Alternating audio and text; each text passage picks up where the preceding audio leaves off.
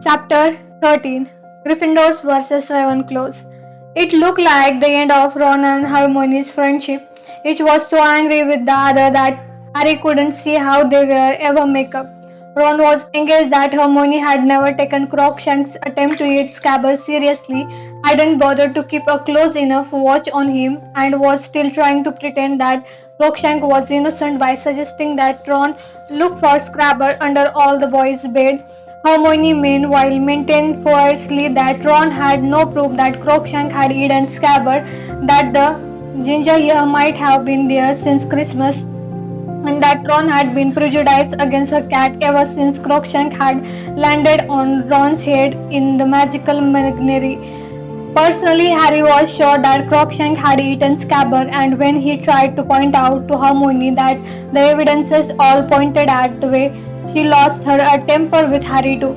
Okay, side with Ron. I knew you would, she said shrilly. First the firebolt, now Scabber. Everything is my fault, isn't it? Just leave me alone, Harry. I have got a lot of work to do. Ron had taken the loss of his rat very hard indeed. Come on, Ron, you were always saying how boring Scabber was, said Fred brancingly, and his sense of color for ages. He was wasting away. It was probably better for him to snuff it quickly and swallow. He probably didn't feel a thing. Fred, said Ginny indignantly. All he did was eat and sleep. Ron, you said it yourself, said George. He beat Goyle for us once. Ron said miserably, remember, Harry? Yeah, that's true, said Harry. His finest hour, said Fred, unable to keep a straight face. Let the scar on Goyle's finger stand as a lasting tribute to his memory. Oh, come on, Ron, get yourself down to Hogsmeade and buy a new rat. That's the point of mourning. In a last-ditch attempt to cheer Ron up, Harry persuaded him to come along to the Gryffindors team final practice before the Ravenclaws match so that he could have a ride on Firebolt after they had finished. This did seem to take Ron's mind off Scabbard for a moment. Fred, can I try and shoot a few goals on it? So they set off for the Quidditch field together. Madam Hooch, who was still overseeing Gryffindor's practice to keep an eye on Harry, was just as impressed with the firebolt as everyone else had been. She took it in her hand before takeoff and gave them the benefit of her professional opinion. Look at the balance on it. If the Nimbus series has a fault, it's a slight lest on the tail end. You often find they develop a drag after a few years. They are updated the handle to a bit slimmer than the clean sweep.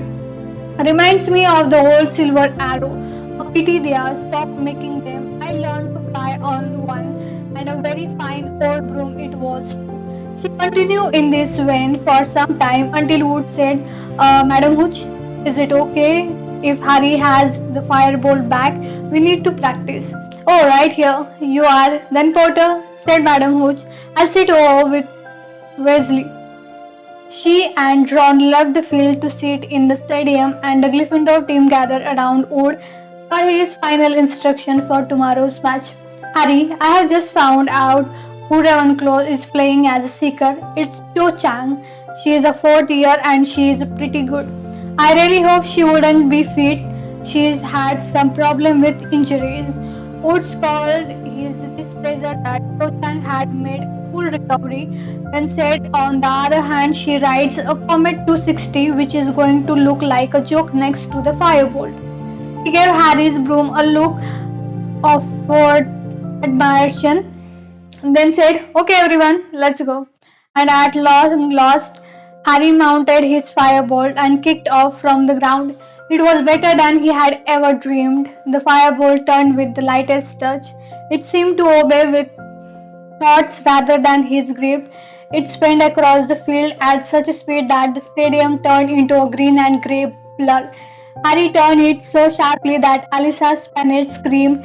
Then he went into the perfect control dive, brushing the gassy field with his toes before rising 30, 40, 50 feet into the air again. Harry, I'm letting the snitch out, Wood called. Harry turned and raced a bludger toward the goal post. He outstripped it easily, saw the snitch dart out from behind Wood, and within 10 seconds had caught it tightly in his hand. Then team cheered madly. Harry let the snitch go again, gave it a minute's head start, then tore after it, waving in and out of the other. He spotted it lurking near Katy Bell's knees, looked her easily and caught it again.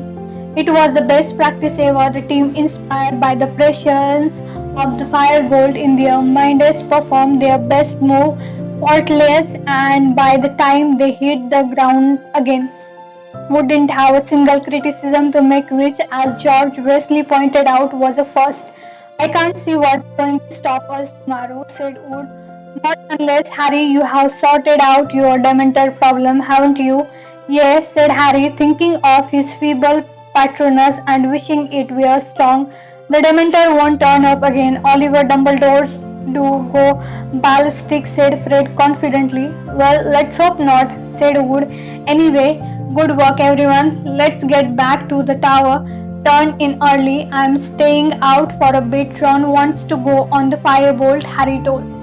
Wood, and while the rest of the team headed off to the locker room, Harry strode over to Ron, who vaulted the barrier to the stand and came to meet him. Madam Hooch has fallen asleep in her seat.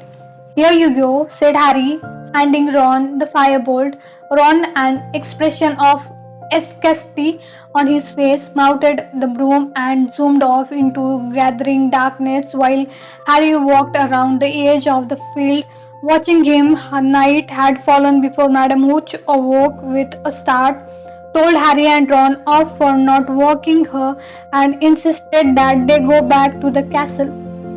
Harry shouldered the firebolt and he and Ron walked out of the Shadow Stadium, discussing the firebolt's superbly smooth action, its phenomenal acceleration, and its pinpointing turning.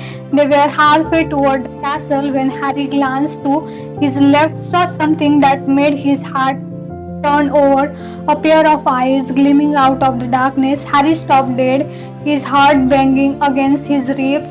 What's the matter? Said Ron. Harry pointed. Ron pulled out his wand and muttered, Lumos. A beam of light fell across the grass, hit the bottom of trees, and illuminated the branches. There is a Crookshank crouching among the budding leaves. What's Crookshank? Get out of here, Ron roared, and he stood down and seized a stone waving on the grass. But before he could go anything else, Crookshank had vanished with one swish of his long ginger tail. See, Ron said furiously, chucking the stone down again. She is still letting him wander about where he wants, probably washing down Scabbard with a couple of birds now. Harry didn't say anything. He took a deep breath as a relief seeped to him. He had been sure for a moment that those eyes had belonged to the Grim. They set off for the castle once more, slightly ashamed of his moment of panic.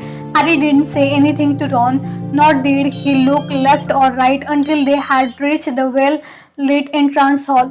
Harry went down to breakfast the next morning with the rest of the boys in his dormitory, all of whom seemed to think the firebolt deserved a sort of guard of honor. As Harry entered the great hall, heads turned in the direction of the firebolt, and there was a good deal of excited muttering. Harry saw with enormous satisfaction that the Slytherin team were all looking thunderstruck. Did you see his face? Said Ron gleefully, looking back at Malfoy. He can't believe it. This is brilliant. Wood too was basking in the reflected glory of the firebolt. Put it here, Harry, he said, laying the broom in the middle of the table and carefully turning it so that its name faced upward. People from the Ravenclaws and Hufflepuff table were soon coming over to look. Cedric Diggory came over to congratulate Harry on having acquired such a superb replacement for Nimbus, and Percy's Ravenclaw's girlfriend Penelope Clearwater asked if she could actually hold the firebolt. Now, Penny, no sabotage, said Percy heartily as she examined the firebolt closely. Penelope and I have got a bet on, he told the team, the gallons on the outcome of the match. Penelope put the firebolt down again, thanked Harry, and went back to her table.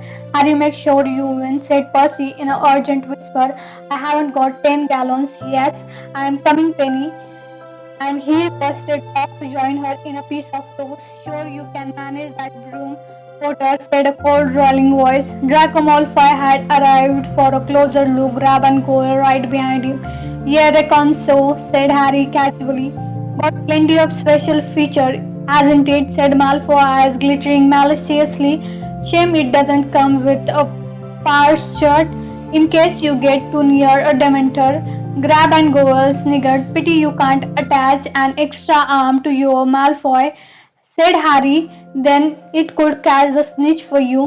The Gryffindor team laughed loudly. Malfoy's pale eyes narrowed and he stalked away. Then they marched him rejoined the rest of the Slytherin team who put their head together, no doubt asking Malfoy whether Harry's broom really was a firebolt.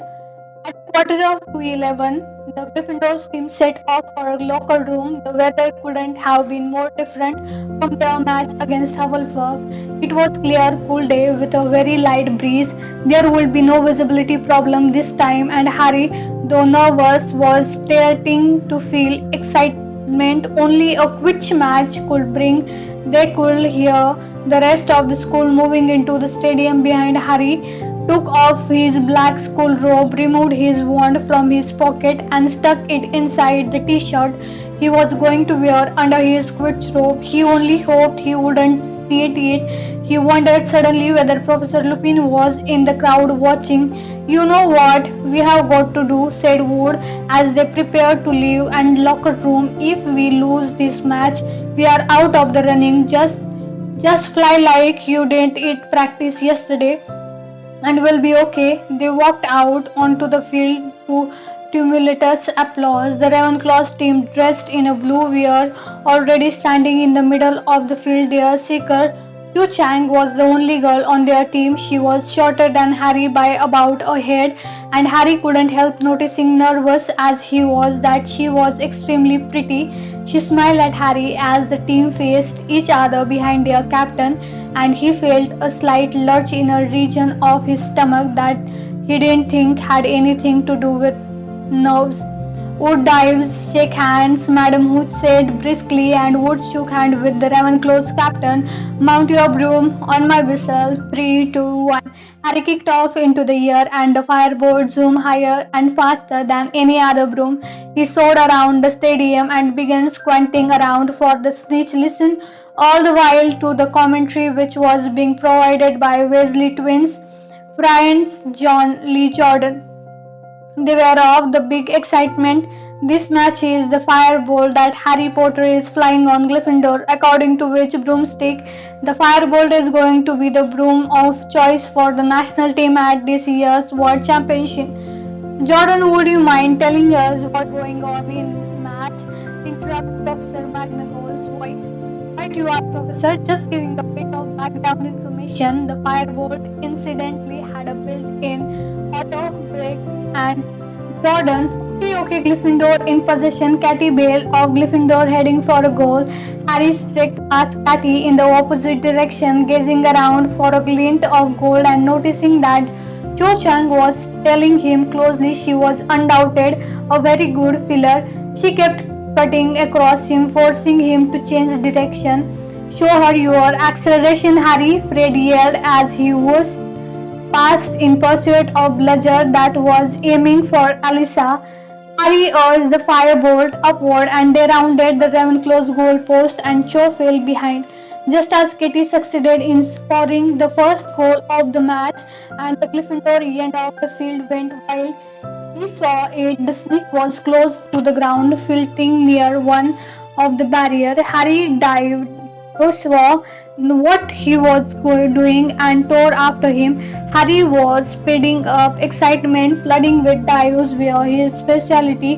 He was 10 feet away.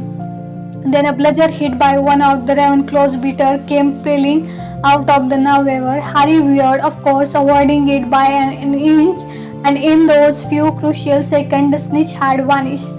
There was a great ooh of disappointment from the Gryffindor supporter, but much applause for their bitter from the Ravenclaws and George Weasley vented his feeling by hitting the second bludger directly at the offending beater, who was forced to roll over in middle air to avoid it.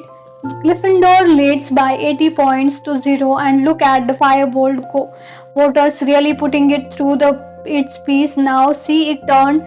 Chance Comet is just no match for it. The Firebolt precise balance is really noticeable in this long.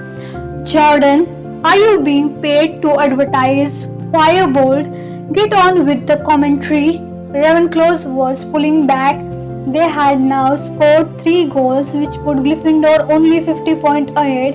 If Cho get the snitcher before him, Ravenclaw would win. Harry dropped lower, narrower, avoiding a Ravenclaw's chaser. Scanning the field frantically, a glint of gold, a flutter of wing wing. The snitch was circling the Gryffindor's goal post. Harry accelerated, eyes fixed on the speck of gold ahead, but just then Cho appeared out of thin air, blocking him.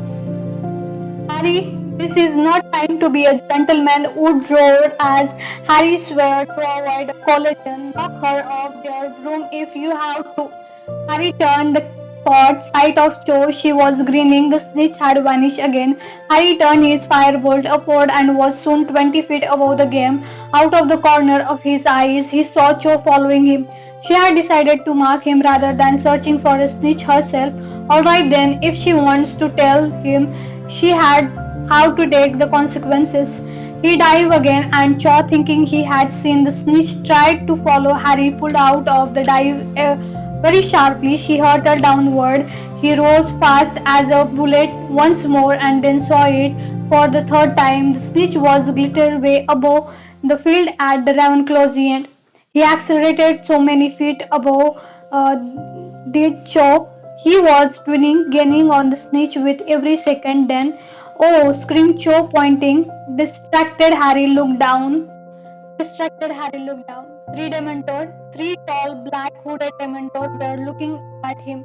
He didn't stop to think, plugging a hand around the neck of his robes, the wiped on his wand, and roared, Expecto Patronum. Something silver white, something enormous, erupted from the end of his wand. He knew it had shot directly at Dementor but didn't pause to watch.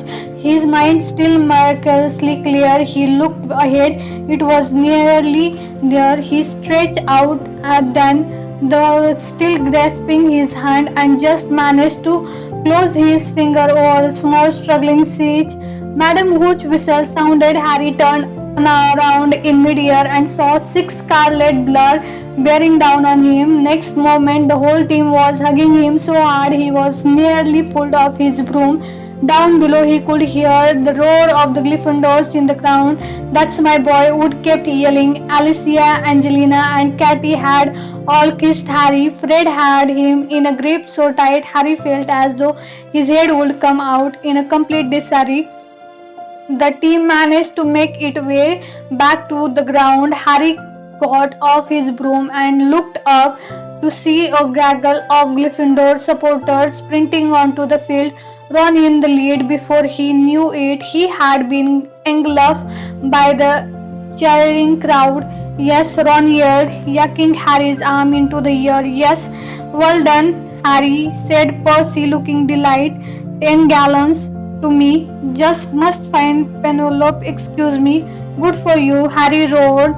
Seamus Finnegan. Ready? Brilliant, boomed Hagrid over the head of the melee Gryffindors. That was quite some patronage, said a voice in Harry's ear. Harry turned around to see Professor Lupin, who looked both shaken and pleased. The Dementors didn't affect me at all, Harry said excitedly. I didn't feel anything. That would be because they wasn't Dementor, said Professor Lupin. Come and see. He led Harry out of the crowd until they were able to see the edge of the field. You gave Mr. Malfoy quite a fight, said Lupin. Harry stared, lying in the crumbled leaf. On the ground were Malfoy, Crabbe, Goyle, and Marcus Flint in the Slytherin's team captain, all struggling to remove themselves from long black hooded robe. It looked as though Malfoy had been standing on Goyle's shoulder, standing over them with an expression of the utmost fury on her face was Professor McGonagall. An unworthy trick, she was shouting, a low and crowded attempt to sabotage the Gryffindor seeker. Detention for all of you and 50 points from Slytherin. I shall be speaking to Professor Dumbledore about this. Make no mistake, here he's come now. If anything could have set the sail on Gryffindor's victory, it was this. Ron, who had fought this way through the Harry's side, doubled up with laughter as they watched Malfoy fighting to extricate himself from the rope. Goyle's head still stuck inside it. Come on, Harry, said George, fighting his way over. Party Gryffindor's common room now, right? Said Harry, and feeling happier than he had in ages. He had the rest of the team led the way, still in their secret robes, out of the stadium and back up to the castle. It felt as though they had already won the Quidditch Cup. The party went on all day and well into the night. Fred and George Weasley disappeared for the couple of hours and returned with armful of bottle of butt beer, pumpkin fizz, and several bags full of honey duck sweets. How did you do that? Squealed Angelina Johnson as George started throwing peppermint toads into the crowd. With a little help from Moni, Wardtail, Padfoot, and Prongfade muttered in Harry's ear. Only one person was joining in the festival. Hermione, incredibly, was sitting in the corner, attempting to read an enormous book entitled Home Life and Social Habit of British Muggles. Harry broke away from the table where Fred and George had started juggling but beer bottle and went over to her. Did you even come to the match? He asked her. Of course I did, said Hermione in a strangely high-pitched voice, not looking up. And I am very glad we won, and I think you did really well, but I need to read this by Monday. Come on, Hermione, come and have some food, Harry said, looking over at Ron and wondering whether he was in good enough mood to bury the hatchet. I can't, Harry. I have still got 422 pages to read, said Hermione, now sounding slightly hysterical. Anyway, she glanced over at Ron too. He doesn't want me to join in. There was no arguing with this as Ron chose that moment to say loudly, if Scabber hadn't just been eaten, he could have had some of those fudge flies. He used to really like them. Hermione burst into tears before Harry could say or do anything. She tucked the enormous book under her arm and, still sobbing, ran toward the staircase to the girls' dormitory and out of sight. Can't you give her a break? Harry asked Ron quickly. No, said Ron flatly. If she just acted like she was sorry, but she'll never admit she's wrong. Hermione, she's still acting like a Scabber has gone on vacation or something.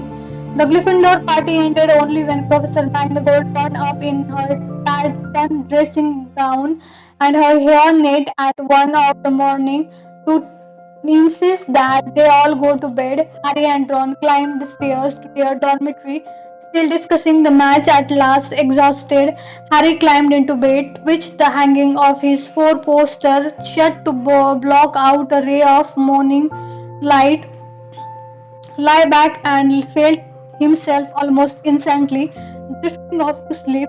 He had a very strange dream.